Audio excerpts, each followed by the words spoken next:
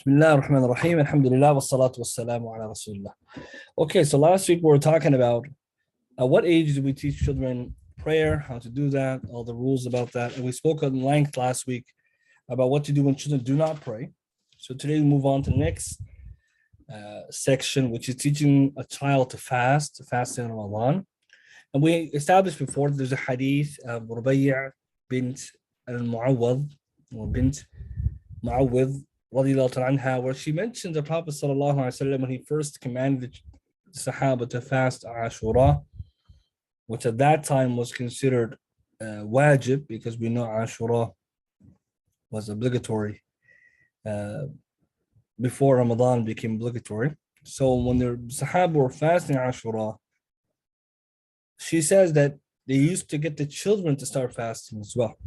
And so the hadith Bukhari mentions clearly that we used to make toys of wool for the boys, and if any one of them cried for hunger, he was given those toys till there was a time for breaking the fast.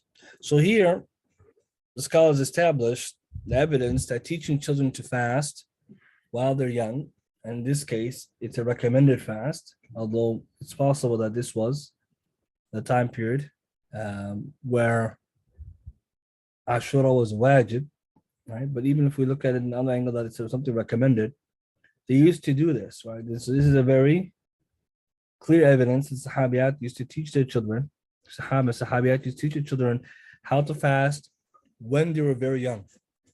But what age exactly? Scholars, they differ. So here I mentioned that some of the scholars said that, well, just like prayer, it should start at 7 years old, because at 7, a child usually reaches the age of discernment, at tamyiz, and this is a great time for a child to begin the practice, as we know from the hadith of the prayer. Muru abnaakum bis-salati hum abna'u sab', right? Command your children to pray when they're 7 years of age. Here, 7, we said that it's for the time period of preparation and for practice. But we also know that 7 years old, when they reach the age of tamyiz, so by extension, this group of scholars said that Salah and Siyam are quite equivalent, both are obligatory actions. So this is a great time. And those who held this view, Imam Nawawi rahimahullah, and I believe some of the Shafi'iyya as well. So he says, the author, Ani Shirazi, and the companions of Shafi'i said, if a child can bear fasting, then it is obligatory upon the guardian to command them to fast when they turn 7, with the condition that they have reached the age of discernment. We said some children reach discernment at 7, and discernment is the age where they can tell right from wrong. They know good from bad. They're capable of practicing these things. And then he says, and the guardian should discipline child when they reach 10 years of age, as author Shirazi mentions. So when Nawawi and the Shafi'iyya are of the view, Salah, Siyam, fasting like Salah starts at 7. Salah is explicit, as we said in the text, but when it comes to the fasting, then it is at the age of 7. This is a good time to begin. Now, of course, even if a person held this view, they know that beginning to teach a child to fast at 7 doesn't mean that a child has to fast the whole day immediately, right? It can be done in stages.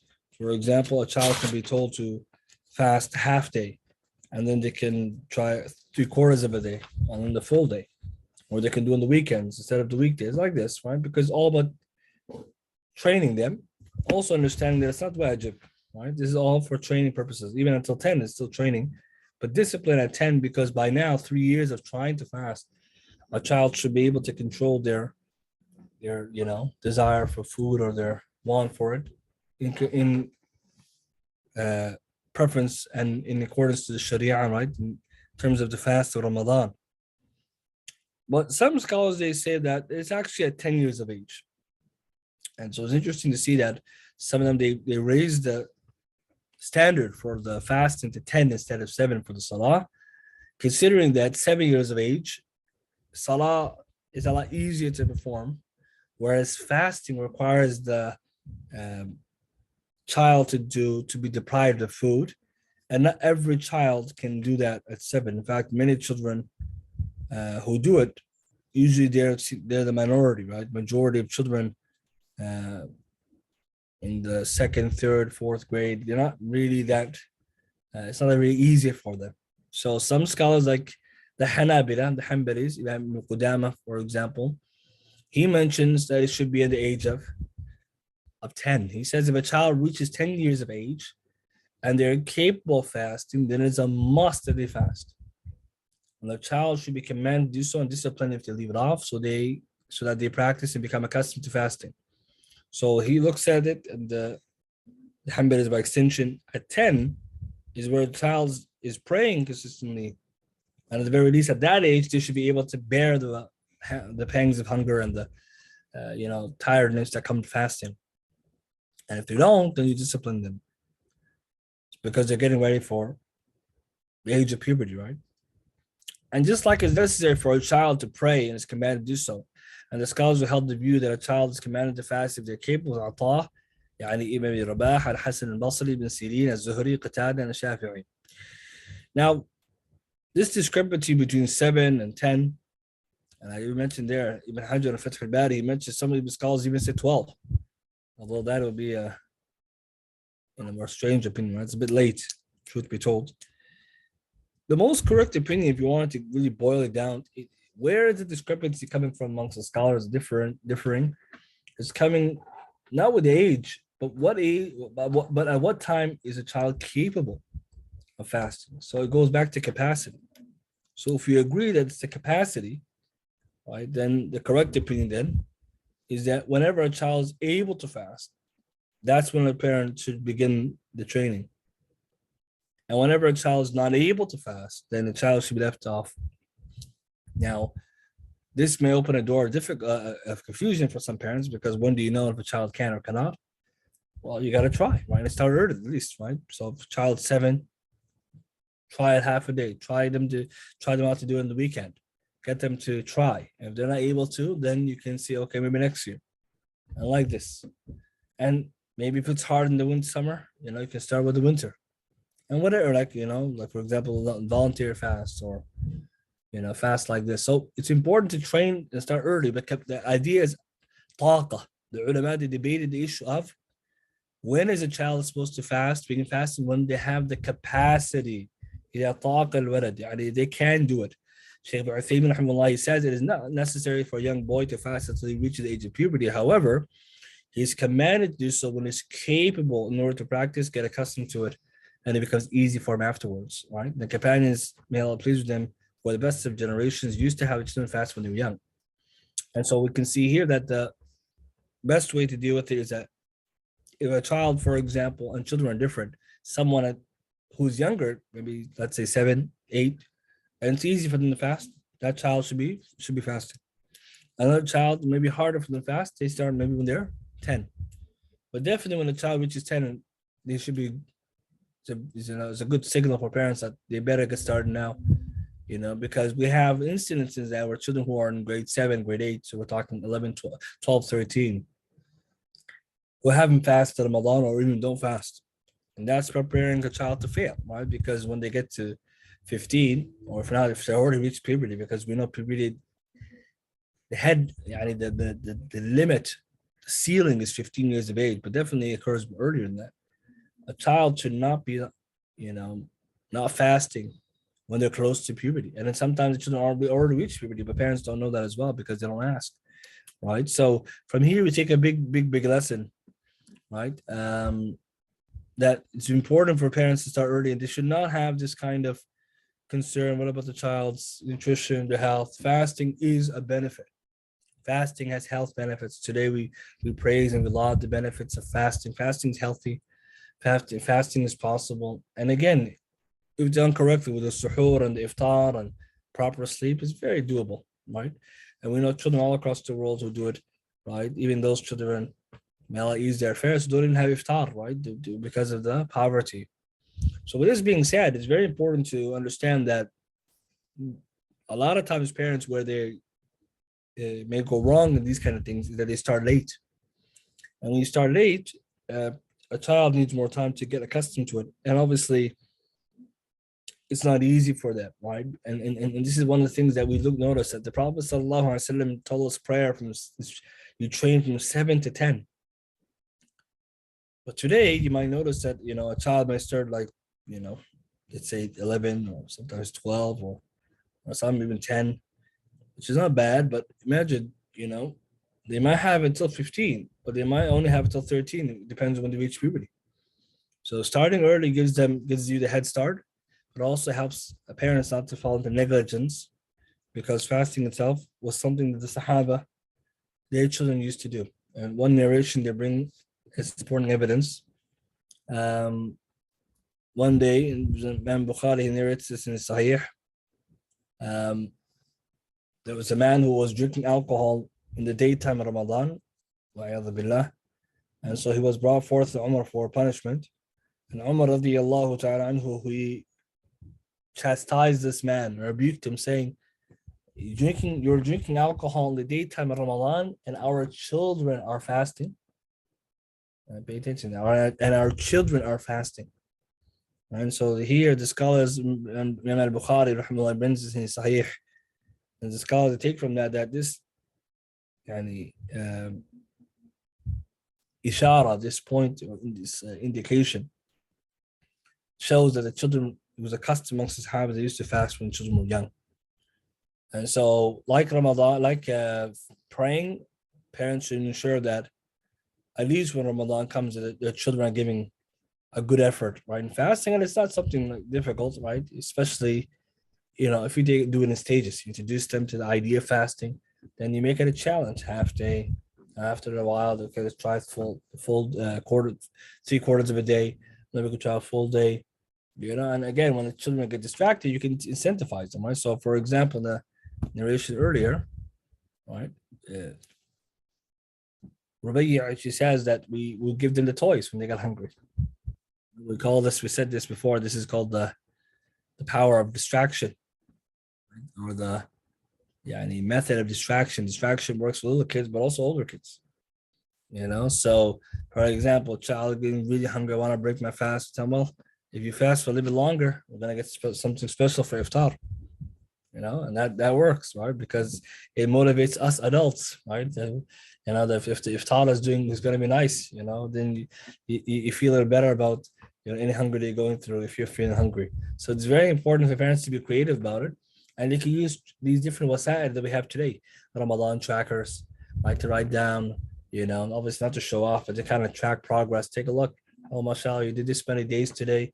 You're doing so well. It also kind of show progression. Maybe last year you did half to Ramadan. This year doing more, 20 days of Ramadan. It helps, right? We talked about before, motivation is very important and progress. And we need to remember that it's all about developing the good habits. So when Ramadan comes, they're excited about it. They understand what it's about. And also it's something that they want to participate in, because children also like to be part of the family, right? But it's also important not to be taken away by ra'fa, what's called compassion. Right? Sometimes parents, they feel compassion for their children. Like we gave the example before, compassion for children is very good, but not when it's at the expense of their own tarbiyah and their own success and salvation. Because if we're going to have that compassion for children when it's time for them to actually do what's right, then we have to remember that true compassion is to curb the bad behaviors, or to curb them from bad, to teach them good now despite the difficulty, so they can have Jannah and not be punished Yawm al-Qiyamah. Right? It's very important that be always be the mindset, because some parents say, oh, they're young, they didn't do well in school, and we're forgetting that, well, what's the point of doing well in school if the child's failing when it comes to your deen? It's a misappropriation, right, of the understanding of religion. This is a misunderstanding about priorities. And at the same time, we have to remember that ultimately, by creating or producing at home a culture of fasting, children will be, right, adopting that, because they want to be, especially when they're young, they want to be like their father and their mother and their brothers and sisters. They want to participate with them. They don't want to be against that, right? And at the same time, it also can create, right, the kind of feeling of maturing, right? We're in Ramadan now, right? Especially when, for the most part, children, alhamdulillah, they like to engage, right? They try their best. All right, so that's teaching children to fast, which again, we're talking about, this is happening at the age of, some scholars say 7, some say 10, right? So between something around those ages, as long as the child is capable of doing it. We move on now to the main topic for today, which is to do with teaching them halal and haram in age-appropriate method.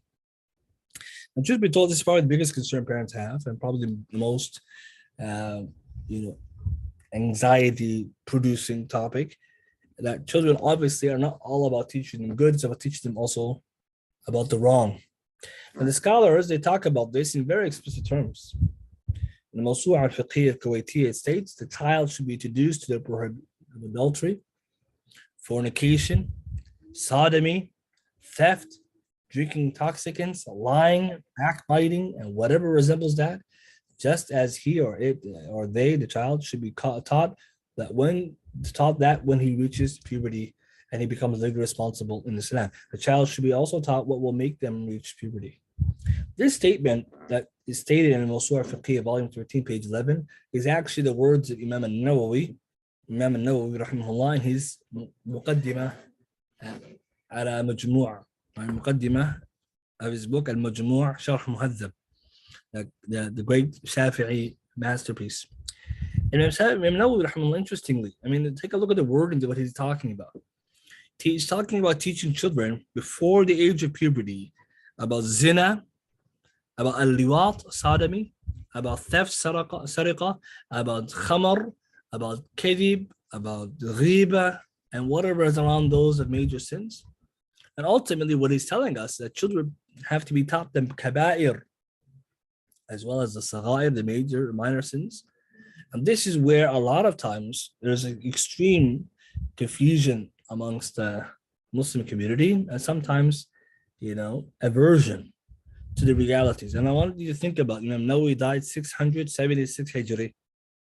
He's talking about teaching children these things. Today in our society as Muslims, these conversations don't really happen. And sometimes we think it's against Islam to talk about sexual education. And I find it to be extremely interesting, as well as we're going to talk about today, right? How to navigate this topic, because this is where I believe most parents have these big questions. But more importantly, the society we live in, the hypersexualized society we live in, is not really giving us a helping hand. Right? They're not really helping us. So first thing first, topics like lying, backbiting, and these are easy because you can teach children that anytime. When it comes to the other, what we call sexual related issues, or you can even think about khamar, right? And khamar, we say, is drugs, intoxicants, as we spoke about in the conference in detail. These topics are sensitive, right? Taboo, stigmatized. So how do you introduce your children to it? At what age, right? Because we said 7 to 10. This is what you teach. I want you to take that in for a second. This is the curriculum for what? Between 7 until 10. So scholars obviously disputed and debated then. Is it really, is this something that's for 7-year-olds? Or is this really 10-year-old content? Or is it something a little bit later? Now I want you to pay attention to something, which is that you're teaching these things before they reach puberty. Because when they reach puberty, it's wajib on a child to avoid these major sins and to also behave and to be in accordance to Sharia, which would predicate, right? This would be predicated on the fact that you taught them this beforehand. So it's a very important conversation, and the one that needs to be understood in light of Islam. Right? Too often you hear this conversation and it's devoid of Islamic content. Right? People talk about, a lot about what to teach your kids, what we shouldn't teach them, and there's no Islamic guidelines, right? Here we have Imam Nawawi, rahimahullah, the Mawsu'a al-Fiqhiyya, giving us the guidelines that this should be taught to children before puberty. So out goes the culture, now comes the religion. Right? Religion is telling us what we need to teach. Now, if we're muffled by cultural concerns, that is not something to also ignore, because we know that there is a legitimate concern about introducing these topics to children too early. What we shouldn't do is not teach them anything under the guise that this is the best way. There has to be a plan. Sister says they don't teach them, hence children actually fall into them. True. Out of sight, out of mind, right? Especially when you think about, right, how prevalent these things are in school. Right? Anyone who's in education or has background in education or been to any public school here knows, right? There's no doubt that this is what's being educated. In fact, studies have shown, right, more than one, that due to the era that we live in today, the digital era, children are introduced to these topics earlier and earlier. So we're going to talk about this in a little more detail. We're going to try to draw some guidelines, but we need to understand the first point, that this is part of the curriculum. Now, with that being said, there is a bigger problem, which is that where do you fit this in into the curriculum. Yani how do you do it? Right. So right now, first we'll talk about when to do it, then we'll talk about how to do it. But we need to think about this ahead of time. Right? Prevention is better than cure. And we need to also think about what's going on in our society, right? Because Muslim children live in Western countries or Eastern countries. They're part of the society. We're not outside of it. So if we think that these topics are beyond us, or sometimes we think, yeah, you know what, this is our it's not Islamic. You know, this is also often how we sometimes we couch the conversation. This is Western talk, right? Western discussion. We don't talk about this stuff, you know. But this is not true, because Imam Nawawi was saying that we should tell our children these things. He's an Imam of Islam. Right? Our Islamic scholars in the past, right? They talk about these things, but obviously in today's time, it's not about talking about it. When, right? It's probably the better question. When do you do it? Because if we're still under the pretext that we shouldn't talk about it, then we're already like we're not living in the reality, right? That are most of our children. Again, you know, many of us, right, went to school here. Many of us who are also part of, you know, schooling or education here. You know what the children they know. You know, they know this. You know, way underneath, right, puberty, right. But the question obviously comes that broaching the topic is very hard for parents, and we're going to talk about why some parents choose not to do it. First thing is that the ulama, our scholars, they themselves taking a look at this statement, it's not very clear what Imam Nawawi mentions here. So lying, backbiting, etc., but fornication, sodomy, theft, and drugs and alcohol, those are two different issues. When do we start? So lying is very easy, right? If a child, for example, lies, right, or someone, you know, lied, you can correct in public or in home easily, right? This is not allowed. Islam, we can't say things which are not true. Simple. Backbiting, Shaykh Rahimahullah explains, you know, children usually in the beginning, when they're very young, they don't know much about backbiting. But let's assume they talked about someone badly behind their back, then it's a great teaching moment. Say, hey, you can't do that. Right? You can't talk about that, right? So those are easier. But when it comes to sexual education matters, these are the ones that, you know, as Muslims, we need to really be concerned with. Some scholars, they mention that it's 10 years of age is a good time to start. And I'm going to explain their logic in a second. Question says, Assalamu alaikum wa rahmatullahi wa barakatuh. Wa alaikum assalam wa rahmatullahi wa barakatuh. Parents don't even have the option anymore to opt out the children out of this program. Yeah, I mean, if it comes to schooling, right, this is being done in all classrooms, right, in different levels of class and different types of school classes. So once upon a time, we used to have sexual education or health class. Well, this conversation is not happening only in health class. It's happening in every class, right? Whether it be history, it could be science, you know, those are mandatory classes that can't be opted out of. But even beyond just schooling, right? We're not just talking only about schooling, because someone may say, well, my kids are homeschooled. Or someone could say, my kids go to online school. My kids go to Islamic school. Right? Schooling aside, even at home, right?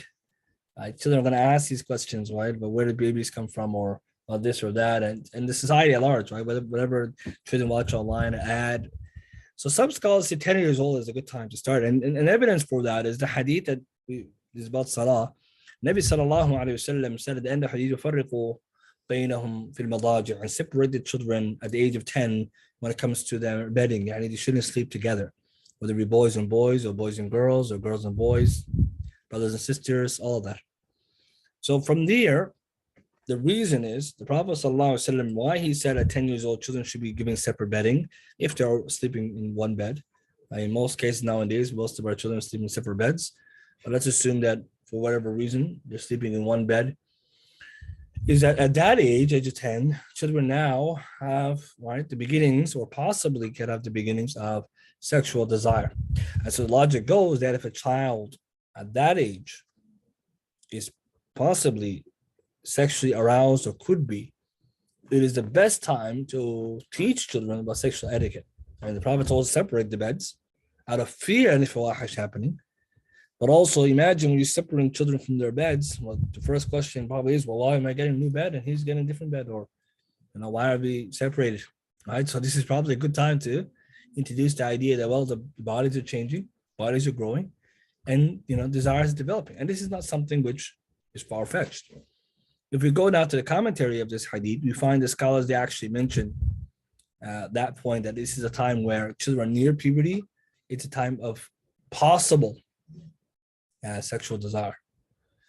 Right? So Imam al-Munawi, rahimahullah, Faisal Qaadir, he writes that they separate your children in the beds in which they sleep when they reach the age of 10 as a precaution against provocation of desire, even in the case of sisters. And so brothers and sisters, or maharim, or brothers and brothers. And this shows you Islam's emphasis on prevention and preemptive, right, actions. Islam teaches us that al-wiqaya khayrun min ilaj, that prevention is better than cure. And a lot of times we look at our societies, we need to, Muslims need to really take it in from the maqasid of the Sharia, how deep it is. Sharia Islam comes to teach us this much. But and the sad reality is we have to be talking all honestly in our communities. Unfortunately, right? This is a very deeply disturbing and sad reality. There is sexual abuse amongst the Muslim community, just as there is in all across the immigrant community and Western communities, right? Many homes. And a lot of times we think deeply about where is this coming from and how these things are happening and why they're happening. First serious concern is where are the preventative measures? And they're not always there.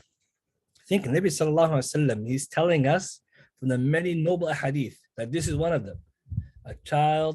Children should be separate, have separate beds at age 10. That's Islamic. That's an Islamic instruction.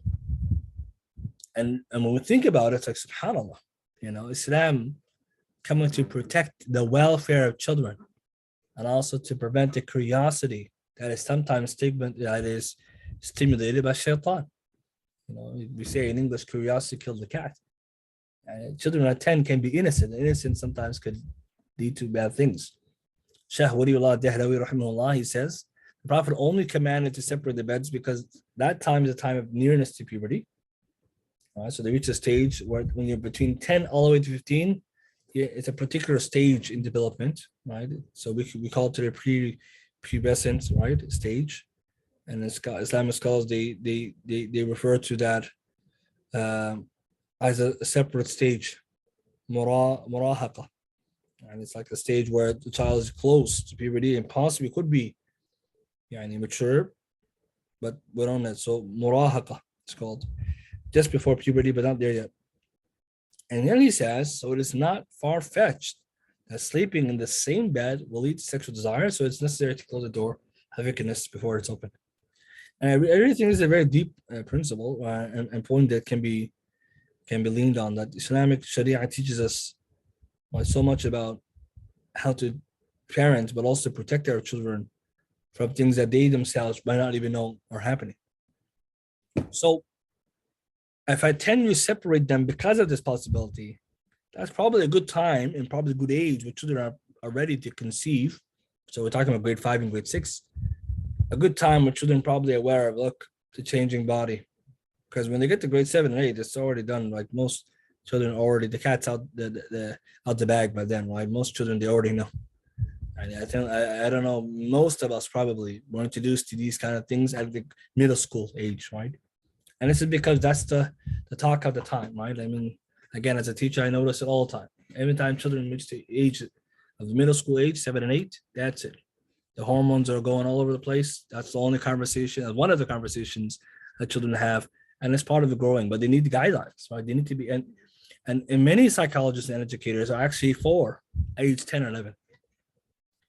Now, this seems idealistic, right? 10, 11 is like, mashallah, that's a child probably who, it could be outside their purview. They don't have no understanding of it yet, or is it something that they probably are curious about? But in the modern world, we're not actually given that kind of advantage, right?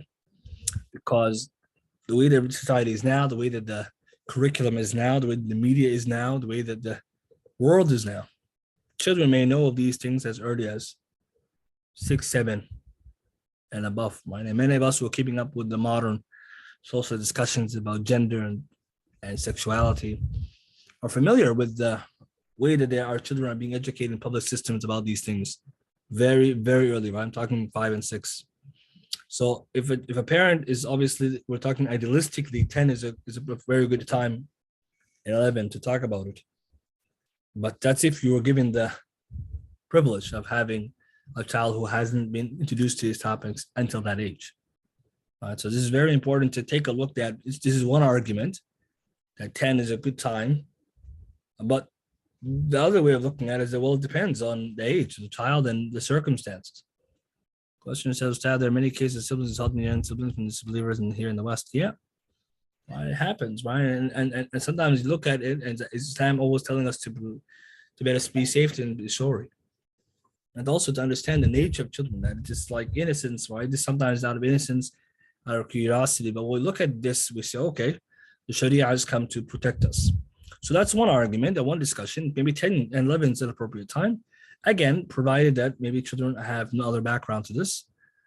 But we could also fathom other circumstances where children are introduced to this topic from school, by friends, by siblings, cousins, sometimes the internet, or they saw some ad or something, and now we need to get ahead. And more often than not, this is where parents are. They're playing catch up, because how would we know? And when would we know what child knows about these things if we're not thinking ahead, right? So the idea that children don't know about these things, right? Talking about 5 and 6 and 7, 8, it's assuming that children, are unsheltered from everything, right? And there are many children who are like that, but majority not, because we also, like we said before, children are given devices so early. They have their own tablets, they have their own phones, they have no parental controls, right? We have to talk about this stuff later. A lot of our parents, they give them their children devices unprotected. So yes, most children know about this stuff earlier. And if schools are teaching it, we need a different kind of methodology, which is that, well, if a child already knows about it or is about to get to know about it, or most likely will know about it from their circumstances, then that's probably a good time also for parents to talk about it. Now, parents have a concern about talking about these issues because they're very scared about introducing children to something that they don't know, right? Especially if it's not in their purview, it's not in the child's scope. But then the question really comes then, well, how many children really is it beyond their scope? Those kind of children usually are parented very well or have environments which are very protected and safe. Whereas most of our children, or most children, their environments are not like that. It means they go to public systems, or they have friends who are in the neighborhood who are, non-Muslims or Muslims who are from different types of homes, different levels of religiosity. They may have cousins who are like that. So the idea that a child who is avoiding these topics and parents are protecting them doesn't mean that child will be away from it. I mean, now if you take a trip to the store, Walmart, or just to the mall, introduced to so many issues, right? About, how people are dressing, what they're doing. And sometimes that could also spark curiosity. So many times parents usually have the conversation about these kind of topics, at least from anecdotal evidence, usually when the child first brings it up themselves, right? Most parents would mention that the child brings up the topic, and then the parents scramble to find a good solution, answer, or something. But studies show that children who are introduced to this topic when it's appropriate, or when they feel that this is probably going to come up sooner than later, tend to have better protection against sexual abuse, tend to have a better understanding of what it is that they're talking about, or later on when they're introduced to this stuff, to have a better response. But parents who are don't introduce these topics early, the results can be mixed. Sometimes some children naturally react harshly or negatively to discussions about intimacy and get scared. Some become addicted. Yes, we live in a world today where all this access online. We could also have children who would hide, from their parents, whatever they're introduced to. So a whole spectrum of things. I'm going to talk about that dilemma in a second. Question says, is it better for parents to introduce this topic before the age of 10 and before they hear it from friends, or is other outside source, or is it better to wait until 10? Well, like I said, it depends on the child's circumstances and the circumstances of the parents, where they're living, what's going on. So idealistically, we would say that you can wait till around 10. That's very ideal. But also, this will be predicated on the fact that it's not introduced to them early. So many parents, what's happening now is that they're finding themselves playing catch up. Because in parents' minds, we're thinking about how we grew up, right? We grew up, not us particularly, because we are, all of us, I think, grew up. We were all introduced to these things relatively young as well. I'm talking about parents grew up, our parents, they were introduced to these things, in very different ways, but also in a very, very limited way, right? And today it's a full fledged, right? Everything's exposed. You go 0 to 100. And it's not about, now we're not talking about stories. We're talking about images. And there's a whole curriculum about teaching children in a safe, age appropriate way about, uh, sexual education, the human body, etc. So we're talking about the fact that at the very least, before the age of puberty, children should know about this. 10 is probably a good place to start. But if you find yourself in a situation where children are already introduced to this, or the environment where this is widespread, like nowadays, it's wise to start with age-appropriate discussions. And age-appropriate discussions don't mean you talk about everything. Talk about certain things that children should already know. For example, the human body. For example, the difference between men and women. For example, things like, children and babies, where do they come from? The question that children typically would have, and as age goes, you introduce more and more. And it doesn't always have to be explicit, because the idea of sexual education in the mind of many parents is that just boom, you tell the whole, everything, and just go out in detail. That's when a child's at puberty, probably you want to tell them like very clearly and about everything that's available and haram and stay away from it. But this age, they need something for their age, right? Because they don't know any better. Question says, like, there's no opt out of these topics, either getting information from right source or wrong sources. Tests today show that children 7, 8 are watching porn. Many watches are children. Yeah. It's already happening. And that's why we have to be ahead of it, right? We have to be ahead of this. So the real problems of the dilemma parents are having, right? And here's just a summary of the dilemma. On the one side, you have the idea that, sexual education, right? Even the idea of teaching kids zina, right? And that marriage, outside of marriage, and what is that? And broaching the topic is difficult. That's the first one. It's very awkward. And the second side is that on the same side, even if it's difficult, sometimes you don't even know if the child's gonna really get it, right? Because sometimes parents, the way that they may explain it, children friendly or maybe make sense. And the second side is that idea is that you don't say anything, don't say, don't tell, they're going to learn the wrong way. So you can see, though, teaching your children about sexual education, again, age appropriate. We're talking age appropriate. So 7, if it's 7, you're going to start age appropriate. 8, age appropriate.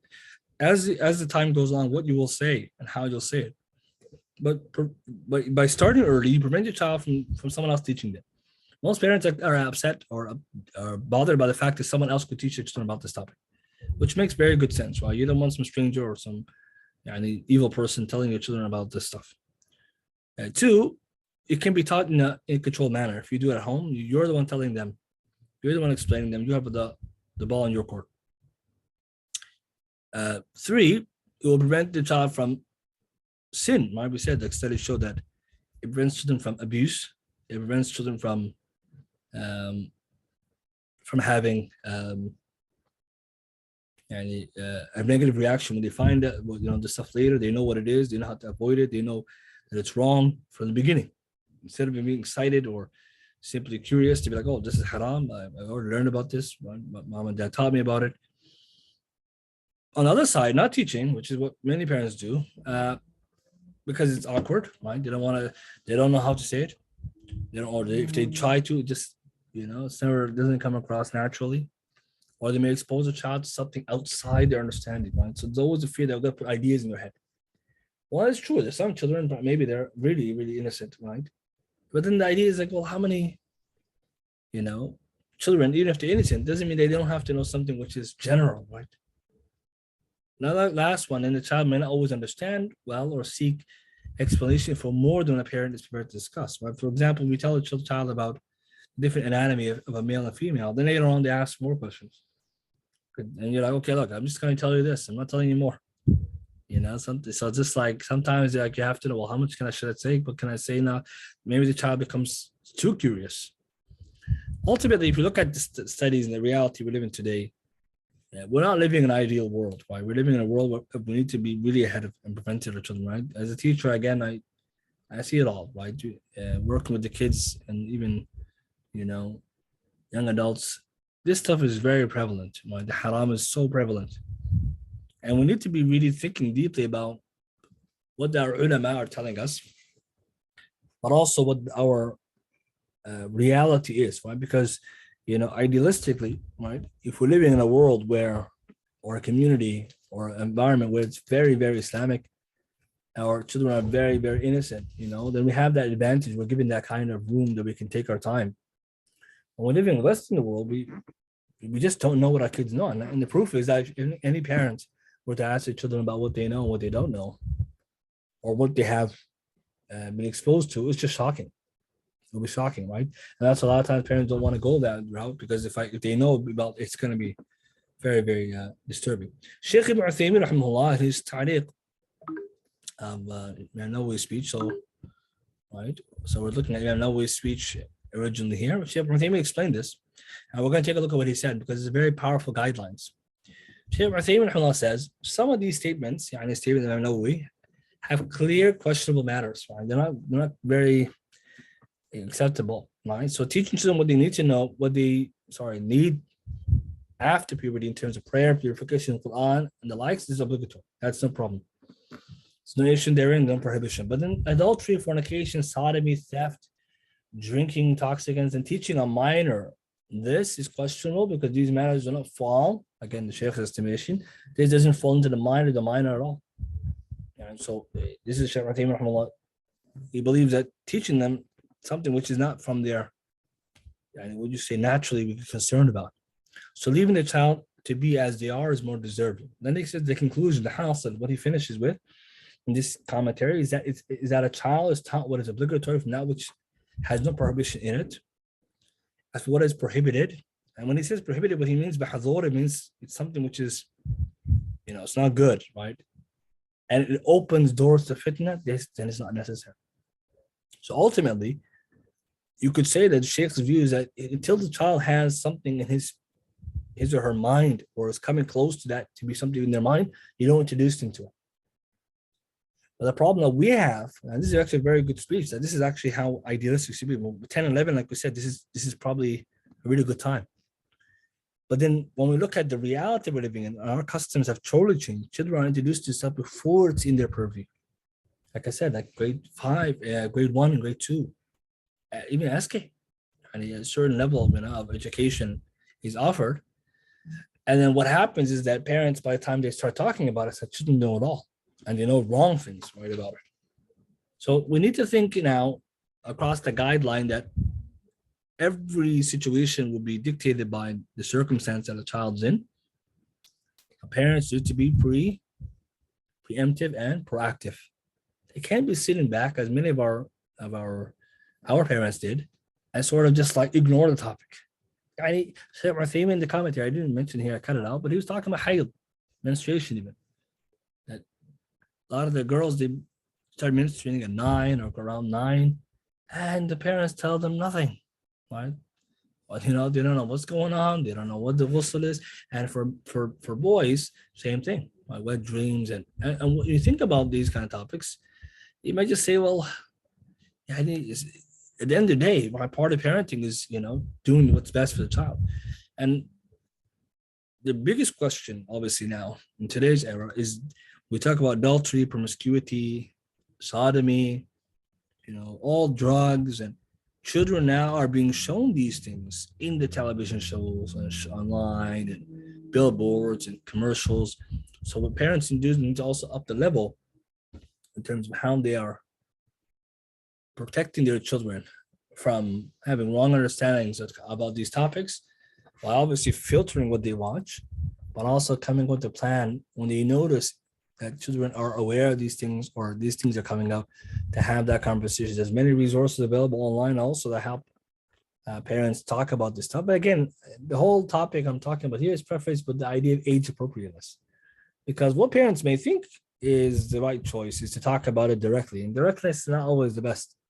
I'm not saying, for example, you sit down a child at 10 and say, look, this is what it is. This is how, children are born. This is what happens in the bedroom. And no, we're not saying that. We're saying that we tell our children, look, maybe at 10, you could be like a little more, straightforward. Men and women have desires, and they want to be together. And You talk about what is enough for a child to get the idea that be wary of this. But as they get older, of course, we're talking about close to puberty or at puberty, then you have to be clear. Clarity is honestly the best policy. But also when the children are younger, think about, right, and educators today have curriculum and books. Some of these books, what they do is they teach children what's called good pictures and bad pictures. So these books, right? They're small. They're like one professional. They made a book series for children. It's called Good Picture and Bad Pictures. So in the series, what they do is that they help children know that there's such thing as bad picture. Children, if you see a picture where people are not wearing clothes, that's called bad picture. Close your eyes, don't look at it, and don't be scared. Because children usually react in a very negative way the first time, or they're very shocked. So you tell them that's a bad picture, turn away from it. When you get home, you talk about it. And good pictures are things like animals and people when they're wearing regular clothes or they're smiling. You teach them early. Just like parents in the beginning can teach your children about, private parts, for example, private areas in your body and other parts of your body, which, for example, you can show people, or, no one can touch you at all, especially here, those kind of things. And it's based on a child's understanding, and it works, right, in terms of preventing children. But parents, what they don't need to do, especially as the time goes now in 2022, we're very far behind, right, on what we might expect, our community to have to be doing, developing, actual guidelines and dealing with this stuff the way it should be dealt with. Question says, many Muslim kids are age 6, 7, ask about why the rainbow flag is everywhere, and some parents don't want to explain why. Exactly.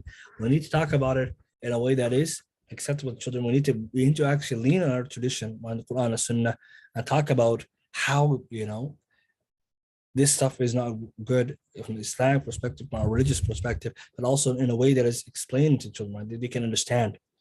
And I want to conclude this conversation, right? Obviously, this is just talking about, right, the topic itself. But some of our Islamic psychologists, right, in this case, Professor G.